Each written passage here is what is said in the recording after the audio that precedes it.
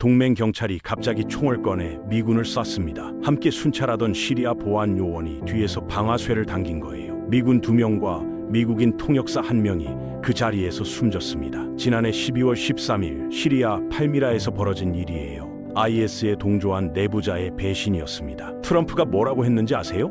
우리를 죽인 자들에게 엄청난 대가를 치르게 하겠다. 트럼프 재집권 후 첫 전사자였어요. 그리고 보복이 시작됐습니다. 작전명 호크아이 스트라이크.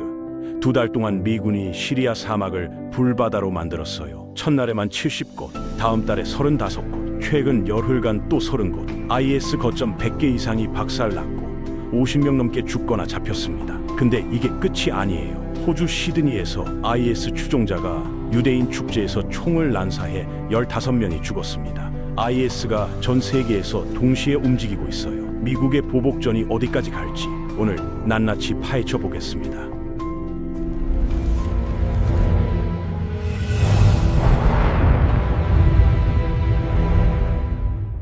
모든 건 2025년 12월 13일에 시작됐어요. 시리아 팔미라 인근에서 미군과 시리아군이 합동 순찰을 하고 있었습니다. 평범한 작전이었어요. 그런데 갑자기 동행하던 시리아 보안 요원이 총을 꺼냈습니다. 뒤에서요.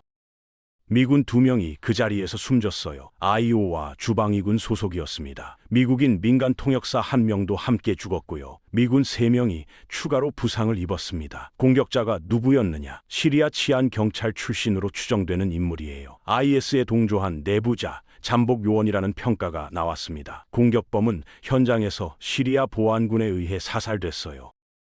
배신이었습니다. 함께 싸우던 동맹이 등 뒤에서 총을 쏜 거예요. 이게 미국을 폭발하게 만들었어요. 트럼프 재집권 후 첫 전사자였거든요. 정치적으로도 엄청난 의미가 있었습니다. 트럼프가 소셜미디어에 올렸어요. 이번 공격은 미국과 시리아를 겨냥한 IS의 공격이었다. 매우 강력한 보복이 있을 것이다. 6일 후인 12월 19일 보복이 시작됐습니다. 어둠을 뚫고 중동의 미군 기지에서 F-15 전투기가 출격합니다. 아파치 공격 헬기도 목표를 향해 날아갑니다. 작전명 호크아이 스트라이크가 시작된 거예요.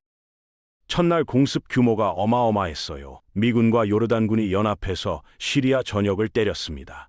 투입된 전력을 볼게요. F-15 이글 전투기, F-16 펜콘, A-10 썬더볼트 공격기, AH-64 아파치 헬기, 하이마스 고속기동 포병 로켓 시스템, 항공기, 헬기, 로켓포를 총동원했어요. 요르단도 F-16 전투기를 내보냈습니다. 타격 규모가 어땠냐면 시리아 중부 팔미라, 북부 라카, 동부 데이르 에조르, IS 은신처와 무기고 70개가 넘는 목표물에 정밀 유도탄을 퍼부었어요. 하룻밤 사이에 시리아 사막에 수십 개의 폭발 구덩이가 생겼습니다. 피트 헥세스 미 국방장관이 이번 작전의 성격을 밝혔어요. 전쟁의 시작이 아니라 복수 선언이다. 트럼프 대통령도 말했습니다. 자국민을 지키기 위해 결코 주저하지 않을 것이다. 정당한 공격이라고 강조했어요. 근데 이게 끝이 아니었어요. 공습이 2달간 이어졌습니다. 2026년 1월 10일경에 2차 대규모 타격이 있었어요. 시리아 전역 35개 이상 IS 목표물에 정밀 탄약 90발 이상을 사용했습니다. 특정 거점이 아니라 조직 인프라 전반을 겨냥한 확장형 타격이었어요. 투입 전력도 업그레이드 됐어요. F-15E 스트라이크, 이글, A-10, 그리고 AC-130J 건십이 떴습니다. MQ-9 리퍼 드론도 투입됐고요. 요르단 F-16까지 합쳐서 약 20기 이상의 항공기가 하늘을 덮었어요. AC-130 건십이 뭔지 아세요? 수송기를 개조해서 옆구리에 대포를 단 비행 요새예요. 105mm 곡사포, 40mm 기관포, 25mm 게틀링건을 싣고 다닙니다. 밤 하늘을 빙빙 돌면서 지상에 불을 뿜어요. IS 입장에서는 하늘에서 죽음의 신이 내려다보는 거죠. 1월 16일에 특별한 타격이 있었습니다. 시리아 북서부에서 차량 하나가 정밀 타격을 받았어요. 안에 타고 있던 사람이 빌랄 하산 알자심이라는 인물이에요. 알카에다 계열 지도자였습니다. 미군이 왜 이 사람을 죽였느냐? 팔미라 매복 공격 총격범과 직접 연관된 인물이라고 설명했어요. IS뿐 아니라 알카에다 잔당까지 연결된 테러 네트워크 전체를 끊어내겠다는 거예요. 하늘에서 보이는 건 그냥 흰 점 하나였을 거예요. 근데 지상에서는 미국인 3명의 죽음을 설계한 남자의 마지막 10초였습니다. 1월 중순과 하순에도 공습이 계속됐어요. 1월 27일부터 2월 5일까지 IS 통신시설, 보급창, 무기고를 노린 5회 공습이 있었습니다. 정밀탄 50발이 사용됐어요. 그리고 2월 3일부터 12일까지 최근 열흘간 또 공습이 있었어요. 미군과 요르단군이 합동으로 10차례 공습을 실시했습니다. 전투기와 공격기, 포병 전력이 동원됐어요. 야간까지 공습이 이어졌고 정밀 유도 무기가 투입됐습니다. 팔미라 인근 데이르 에조르, 라카주 농촌 지역 IS 잔존 세력이 활동해온 거점들이 타격 대상이었어요. 무기 저장고, 지휘 거점, 토공호 등 30개 이상 시설이 박살났습니다. IS 대원 50명 이상이 사살되거나 체포됐고요. 2달 동안 합치면 IS 기반 시설 100개 이상이 파괴된 겁니다. 이게 작전명 호크아이 스트라이크의 전체 그림이에요. 미군이 어떻게 IS를 사냥하는지 볼게요. IS는 낮에는 땅굴에 숨어 있어요. 밤이 되면 오토바이와 픽업 트럭을 타고 이동합니다. 사막 한가운데서 불도 안 켜고 움직여요. 눈에 안 보일 거라고 생각하는 거죠. 근데 안 보이는 게 아니에요. MQ-9 리퍼 드론이 떠 있거든요. 열 영상 센서가 달려 있어서 어둠 속에서도 체온으로 사람을 찾아냅니다. 사막 한가운데서 움직이는 여론이 잡히면 그게 IS예요. 드론이 좌표를 찍으면 전투기나 건십이 날아옵니다. 정밀 유도탄이 떨어지고 그 자리에 있던 건 사라져요. IS 입장에서는 하늘에서 눈이 24시간 지켜보고 있는 거예요. 숨을 곳이 없습니다. 야간 공습이 특히 치명적이에요. AC-130 건십, AH-64 아파치, MQ-9 드론이 동시에 떠 있으면 IS 거점 하나가 몇 분 만에 불바다가 됩니다. IS가 왜 지금 다시 날뛰는지 볼게요. 지난해 말 시리아에서 큰 변화가 있었어요. 아사드 정권이 붕괴한 겁니다. 아사드가 무너지면서 안보 공백이 생겼어요. IS가 이 틈을 노렸습니다. 동부 지역을 중심으로 점조직 형태로 재건을 꾀하고 있어요. 미 중부사령부 발표를 보면요. 지난 1년간 IS가 최소 11차례 미국에 대한 공격을 모의하거나 부추겼대요. 이에 대응해서 14명을 사살하고 약 120명을 체포했다고 밝혔습니다. IS는 2014년에 이라크와 시리아 절반을 먹었잖아요. 칼리프 국가를 선포하고 세계를 공포에 떨게 했죠. 그 IS가 2017년부터 2019년 사이에 거의 박살났어요. 수도였던 라카, 모술이 함락됐고 영토의 100%를 잃었습니다. 근데 사라진 게 아니에요. 지하로 숨은 거예요. 지금 IS는 유프라테스 강 유역, 데이르 에조르, 라카 농촌, 팔미라 인근 사막, 유전지대 주변에 소규모 셀 형태로 흩어져 있어요. 대규모 점령은 못하지만 매복, 자살 폭탄, 도로변 폭발물, 소규모 암살을 계속하고 있습니다. 지도를 보면 국경선은 깨끗해요. 근데 실제 현장은 지하에서 움직이는 지렁이 같은 조직들이 여전히 꿈틀거리고 있습니다. 시리아에서만 IS가 날뛰는 게 아니에요. 전 세계에서 동시에 움직이고 있습니다. 호주 시드니에서 무슨 일이 벌어졌는지 볼게요. 유대인 축제 한누카를 기념하는 행사가 열리고 있었어요. 거기에 부자 관계인 두 총격범이 나타났습니다. 총을 난사했어요. 15명이 희생됐습니다.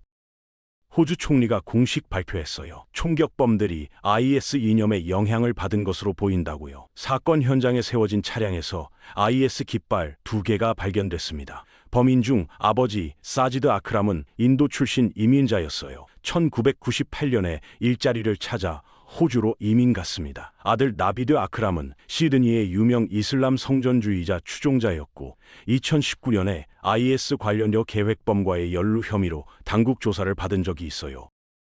호주 당국은 IS 조직이 이번 테러를 직접 지시하거나 공모했다는 증거는 없다고 밝혔습니다. 근데 IS 이념에 영향을 받은 자생적 테러리스트, 이른바 외로운 늑대로 보고 있어요.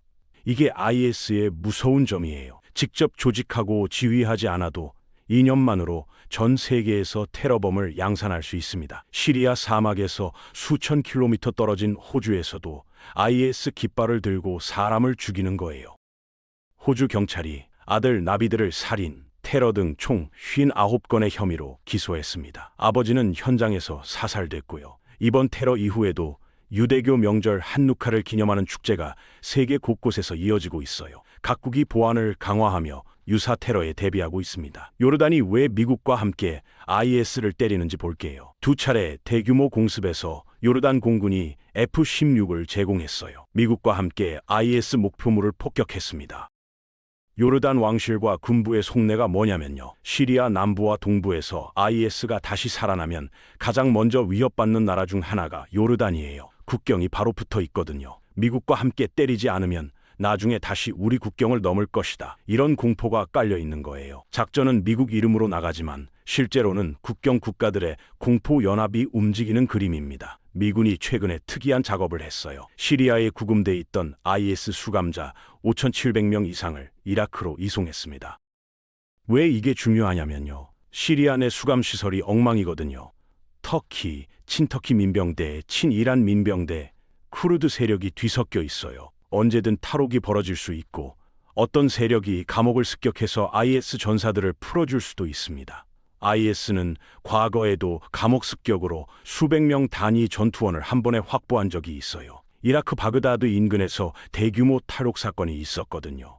그때 풀려난 전사들이 2014년 IS 대폭발의 씨앗이 됐습니다.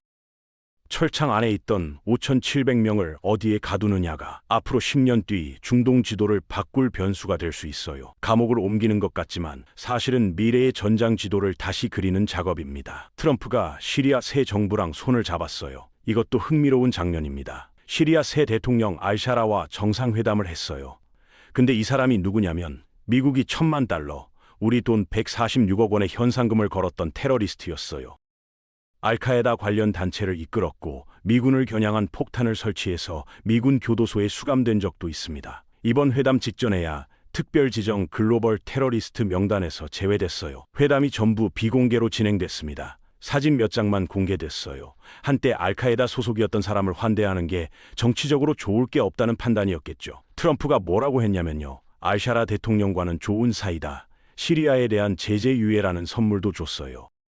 왜 이러는 걸까요? 이스라엘의 안보 걱정을 덜고 이란을 압박하려는 거예요. 시리아 새 정부를 미국 편으로 끌어들이면 이란의 중동 영향력을 약화시킬 수 있거든요. IS를 때리면서 시리아 정부와 손잡고 동시에 이란을 압박하는 복합 전략입니다. 트럼프 재집권 후 첫 대규모 대테러 보복 작전이라는 의미가 있어요. 호크아이 스트라이크는 그냥 군사 작전이 아니에요. 정치적 상징성이 엄청납니다.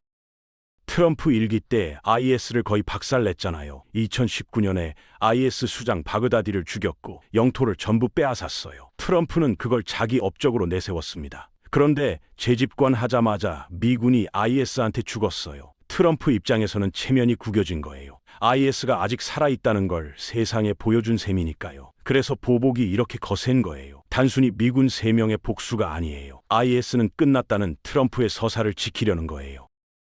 미 중부사령부가 메시지를 보냈어요. IS가 다시 미국을 공격할 수 있다는 상상을 못하게 만들 정도의 충격을 주겠다. 미 본토와 동맹국에 대한 테러 기도 자체를 싹부터 자르겠다. 이게 호크아이 스트라이크의 진짜 목표예요. 앞으로 어떻게 될지 볼게요. IS가 완전히 사라지지는 않을 거예요. 사상은 폭탄으로 죽일 수 없거든요. 근데 조직의 능력은 크게 약화됐습니다. 2달간의 공습으로 무기고, 지휘소, 통신시설이 박살났어요. 지도자급 인물도 죽었고요. 5,700명의 잠재적 전사가 이라크 감옥으로 옮겨졌습니다. IS가 다시 2014년처럼 대폭발하려면 시간이 필요해요. 그 시간을 벌어준 게 이번 작전입니다. 근데 IS의 이념은 사라지지 않아요.